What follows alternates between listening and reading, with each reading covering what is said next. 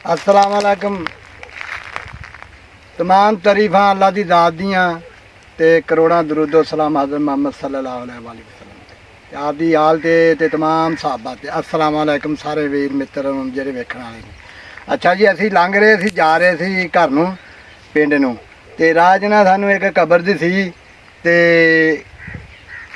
ਕਬਰ ਦੀ ਸੀ ਤੇ ਲਾਗੇ ਨਾ ਪੂਰਾ ਮਾਹੌਲ ਮਤਲਬ ਪਿਆ, ਗਾਣੇ ਸ਼ਾਨੇ ਲੱਗਿਆ ਤੇ ਅਸੀਂ ਆਖਿਆ ਯਾਰ ਵੇਖੀਏ ਵੀ ਇਹ ਵਾਕਿਆ ਕੋਈ ਹਕੀਕਤ ਆ ਜਾਂ ਮਤਲਬ ਲੋਕਾਂ ਨੇ ਜਿੱਥੇ ਜਿਹਦਾ ਦਿਲ ਕੀਤਾ ਆਪਣਾ ਬਣਾ ਕੇ ਤੇ ਕੰਮ ਸ਼ੁਰੂ ਕਰ ਲਿਆ।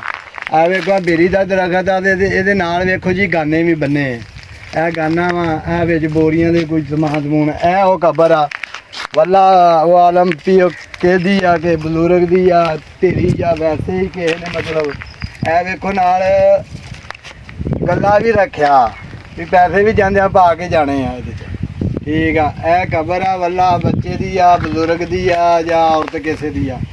ਤੇ ਇੱਥੇ ਮੇਲਾ ਵੀ ਕਰਾਉਂਦੇ ਨੇ, ਨਾਂ ਦਾ ਨਹੀਂ ਪਤਾ ਵੀ ਇਹਨੂੰ ਕੀ ਆ ਕਿ ਬਾਬੇ ਬਜ਼ੁਰਗ ਨੂੰ ਕੀ ਆਂਦੇ ਆ।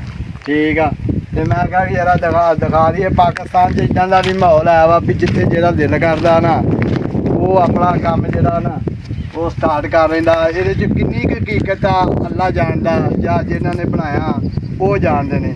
ਮਕਸਦ ਇਹ ਆ ਵੀ ਇਹ ਮਾਹੌਲ ਹੀ ਇਸ ਮੁਲਕ ਦਾ ਇੱਦਾਂ ਦਾ ਵੀ ਇੱਥੇ ਲਾਈ ਲੱਗ ਜਿਹਦਾ ਦਿਲ ਕੀਤਾ ਉਹ ਆਪਣਾ ਰਾਹ ਉਹਨੇ ਖਿੱਚ ਲਿਆ ਤੇ ਉਹ ਰਾਹ ਤੇ ਸਾਰਿਆਂ ਨੂੰ ਆਖਿਆ ਵੀ ਇਹ ਰਾਹ ਨੂੰ ਤੁਰੋ।